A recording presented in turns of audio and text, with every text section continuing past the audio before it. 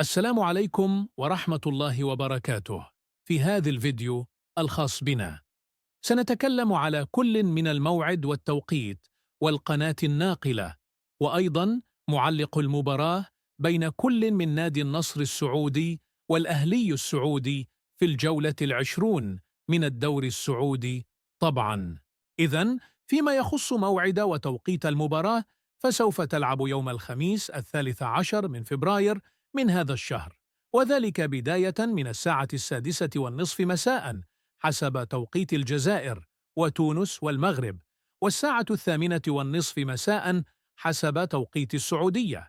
كما أن المباراة سوف تنقل على قناة SSC السعودية بتعليق المعلق فهد العتيبي. وكمعلومة إضافية، هذا هو ترتيب كل الناديين: النصر السعودي في المرتبة الثالثة برصيد 41 نقطة، أما الأهلي السعودي في المرتبة الخامسة برصيد 38 نقطة. وهكذا نكون قد انتهينا. أقول لكم لا تنسوا الصلاة على رسول الله عليه أفضل الصلاة والسلام.